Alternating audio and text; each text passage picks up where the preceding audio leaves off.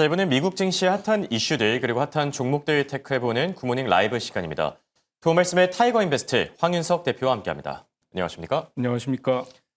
간밤 미국 증시가 또 시원하게 올라줬습니다. 다우지수의 상승세가 특히 눈에 띄었던 것 같은데 네. 한 줄 평부터 남겨주실까요?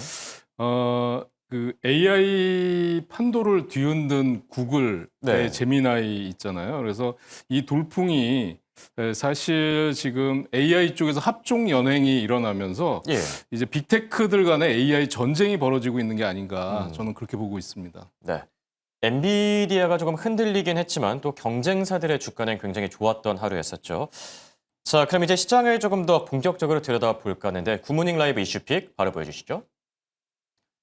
자, 세 가지 주제가 올라와 있습니다. 쏟아지는 미국 경제 지표, 그리고 금리 인하 발판 마련, 여기에 S&P 500 약세 베팅 증가까지 이렇게 올라와 있는데요.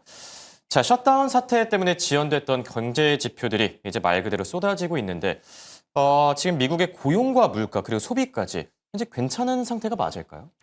지금 사실 그 발표가 나온 게 9월 달 거거든요. 그래서 네. 이제 사실 철 지난 거를 지금 우리가 보고 있는 겁니다. 10월 달 그렇죠. 거를 봐야 되는 건데 그래서 지금 9월 달 PPI가 발표가 됐는데 에너지와 식품 가격 상승에 따라서 일단 상승한 걸로 나타났고요. 네. 9월 달 PPI가 전월 대비 0.3% 상승한 걸로 나타났는데 지금 연준이 주시하고 있는 게 사실 인플레이션 지표 중에 PC 가격 지수잖아요. 그래서 그렇죠. 거기에 영향을 주는 뭐 항공 여객 운송비, 그다음에 가정 건강 관리비 이런 것들은 크게 올랐는데 네. 뭐 관리비나 이런 것들은 좀 하락한 걸로 나타났습니다.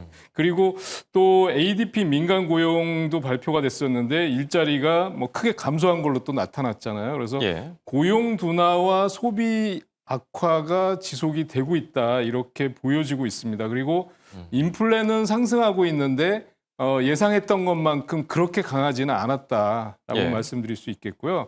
그래서 전반적으로 살펴볼 때 금리 인하 기대감이 지금 계속 나오고 있는 게 아닌가, 더 강해지고 있다. 뭐 지금 CME 패드워치 쪽에서는 또 80% 이상을 좀 넘어가고 있지 않습니까? 그렇죠. 네, 그리고 지금 그 연방 정부에서 발표한 지표 외에 보면 소비자 신뢰 지수가 발표가 됐는데 거기에 보면 11월 소비자 신뢰 지수죠. 그래서 예. 10월 달에 95가 나왔었는데 88.7로 크게 하락한 걸로 나타났다. 그래서 7개월 내 최저치였다 이런 얘기도 나오고 있는데 예. 그런 걸 보면 지금 소비 심리도 크게 악화된 걸로 나타나고 있어서 전반적으로 종합해 볼 때 금리 인하가 12월 FOMC 회의에서 금리 인하는 거의 뭐 확정된 수준이 아닌가 시장에서는 이렇게 보고 있는 걸로 네. 나타나고 있습니다. 네.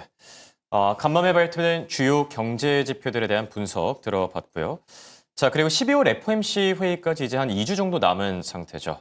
밤사이 금리 인하 기대감이 다시 한번 커졌다라고 하는데 네. 금리 인하와 관련해서 연준에서 어떤 이야기들이 들려오고 있죠?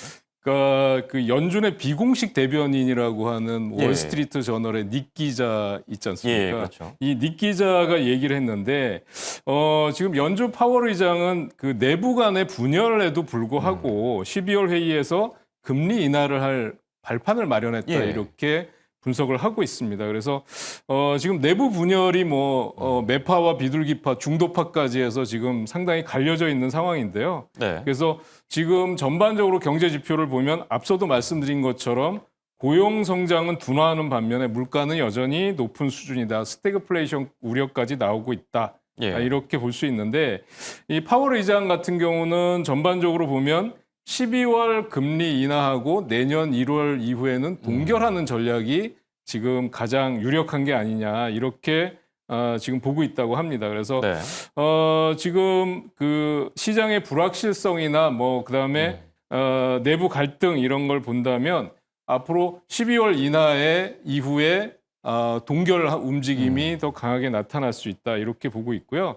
어제 보면 이제 샌프란시스코의 연은의 이제 데일리 예. 총재도 이제 인플레이션 반등 위험보다는 노동 시장이 지금 우려스럽다 그래서 금리 인하를 지지한다 이렇게 발언을 하면서 네. 사실 그동안 동결파 이 매파들이 우세를 했었는데 그렇죠. 최근에 보면 뭐 스티븐 마린 이사, 윌리엄스 총재, 월러 이사 이런 네. 쪽이 금리 인하를 지지하는 쪽으로 선회하면서 지금 현재 보면 중도파를 제외하고는 금리 인하 움직임이 좀 더 강해지는 모습을 보여주고 있습니다. 네. 그래서 12월 인하에 대한 기대감이 오늘 증시에 3대 지수 상승에 반영이 된 게 아닌가 이렇게 보여집니다. 네. 보면은 약간 이게 뭐 짜고 치는 것처럼 한 주는 뭐 매파 발언, 한 주는 비둘기파 발언 이렇게 계속해서 혼재된 발언들이 나타나고 있는데 글쎄요 고용이냐 물가냐 파월 의장의 고민이 조금 더 깊어지지 않을까 생각이 들기도 하고요. 자 그리고 지난주에 월가에서 풋옵션 그러니까 이제 하락에 베팅을 하는 포지션이죠. 네. 풋옵션 물량이 크게 늘어났다라고 하는데 트레이더들이 혹시 강세장보다는 약세장 쪽에 베팅을 하는 걸까요? 이게 제가 보기에는 지금 뭐 대형 투자 은행들의 증시 전망은 여전히 네. 좋은데 이게 일시적인 그 뭐 헤지 펀드들의 트레이딩의 변화가 아닌가 이렇게 보여집니다. 그래서 예. 지난주 한 주간을 살펴보면 미국 옵션 시장의 거래량이 다시 증가했는데요. 이제 목요일, 금요일 이렇게 보면 풋과 콜을 다 같이 사는 그런 움직임이 나타났어요. 그래서 거래량이 뭐 8천만 계약을 돌파했다라고 하는데 그동안은 이제 콜 옵션 베팅이 상당히 우세했는데 지금은 풋도 굉장히 빠르게 늘어나면서 거의 비슷한 수준까지 왔다고 합니다. 그래서 시장이 크게 흔들렸던 4월 매도장 대비해서 굉장히 두드러지게 풋 옵션이 늘어나고 있다. 이렇게 얘기를 했고요. 또 시티그룹에서는 그 지난주 이제 미국 시장에서 S&P 500 쪽에 그 숏 공매도 포지션이 크게 유입이 됐다는 점, 이래서 포지션 약화가 나타났다는 점을 지적을 하고 있는데요. 예. 제가 보기에는 이게 12월 금리 인하에 대한 불확실성이라든지 아니면 AI 쪽의 그 거품론 이런 것 때문에 예. 일시적으로 이제 숏이나 풋 쪽의 흐름이 그 유입이 늘어난 게 아닌가 이렇게 보고 있습니다. 네. 자, 그리고 방금 전에 실적을 발표한 기업들도 있는데요. 간밤에는 델 그리고 또 오토데스크가 실적을 발표했죠. 우선 결과부터 말씀드리면 나쁘지가 않습니다. 우선 델 테크놀로지 EPS가 예상치보다 높게 나오면서 현재 시간 외 거래에서 2% 뛰고 있고요. 그리고 오토데스크 쪽도 나쁘지 않은데요. 주당 순이익, EPS와 매출 예상치보다 더 잘 나와주면서 현재 시간 외 거래에서 3% 뛰고 있는 점 참고하시기 바랍니다. 자, 이렇게 실적을 발표한 두 기업들 차례대로 체크를 해봤고요. 자, 이제 종목단 이슈들로 조금 더 넘어가 볼까 하는데 코로나 시기 한창 핫했던 그런 기업이죠. 줌 커뮤니케이션이 어제 실적을 발표했는데 대표님은 줌 실적 어떻게 보셨죠? 지금 그 예상외로 실적이 굉장히 잘 나왔어요. 그래서 지금 보면은 이 줌 같은 경우에 이게 사실은 코로나 팬데믹 때 이게 재택근무가 되면서 이제 화상회의 관련된 툴을 하는 회사였잖아요. 그래서 이게 지금 시점에 이게 맞는 건가라고 생각이 들 정도였는데요. 지금 실적을 보면은 매출액이 전년 동기 대비해서 4.4%, 근데 영업이익이 무려 69.77%나 증가하면서 영업이익이 대폭 증가한 걸로 나타났습니다. 그리고 당기순이익도 무려 196%, 그다음에 이제 EPS 주당 순이익도 200%가 넘게 급증한 걸로 나타났습니다. 영업이익률이 무려 25%를 넘어서고 있는 상황인데요. 네. 그래서 지금 그 왜 도대체 이런 현상이 나타나고 있느냐 하고 그렇죠. 봤더니 그 하이브리드 업무 트렌드와 AI 계열 제품을 통합하면서 이 매출 가이던스까지 상향 조정하는 흐름이 나타나고 있습니다. 그래서 지금 전화와 컨택, 그다음에 컨택 센터, 그다음에 기상 에이전트 같은 새로운 제품이 이 줌의 지금 성장의 대부분을 견인하고 있다 이렇게 보고 있고요. 그러니까 이게 더 이상 뭐 화상 전화, 화상 통화만 하는 그런 게 아니라 이제 AI 시스템도 도입하면서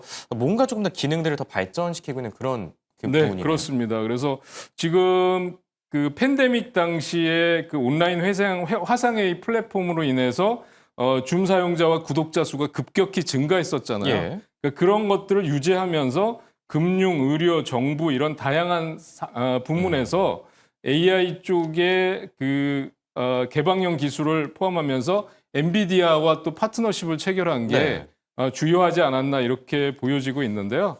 지금 주가의 흐름을 한번 보시면 정말 급등하는 양상이 나타났는데 10% 넘게 급등하는 흐름을 보여줬습니다. 그래서 여기 보시면 윗꼬리가 달리긴 했지만 장대 양봉이 섰고요.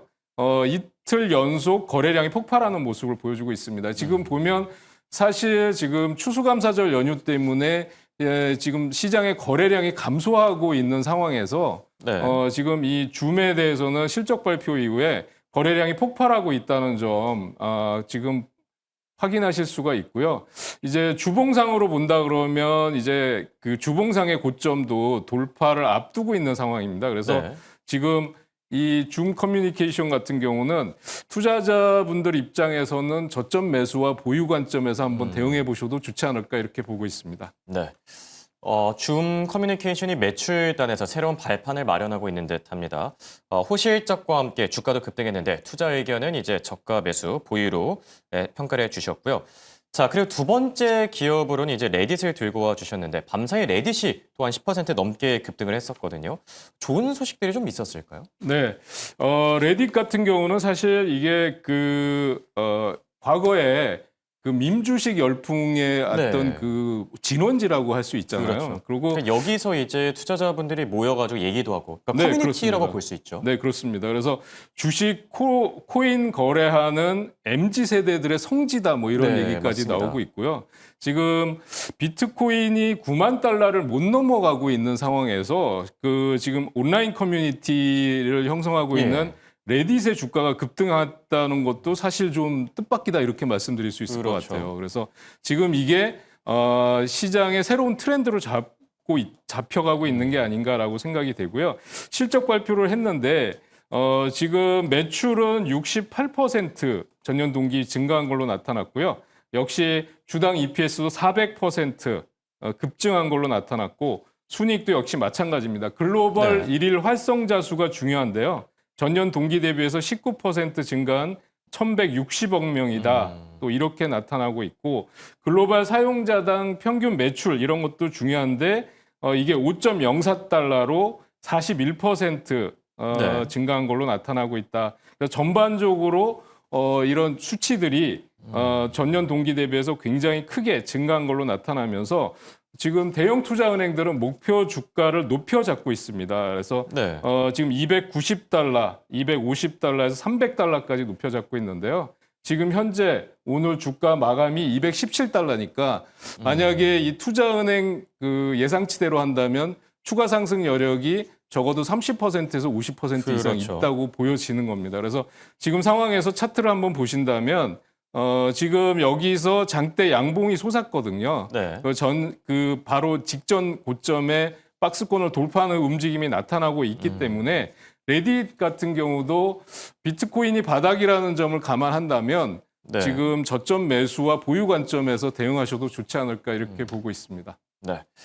지금 글로벌 IB들도 레딧의 목표가를 계속 상향 조정하고 있는 상태죠. 이런 부분들까지 투자하실 때 같이 참고하시기 바랍니다. 지금까지 도움말씀의 황윤서 타이거인베스트 대표와 함께했습니다. 네, 고맙습니다.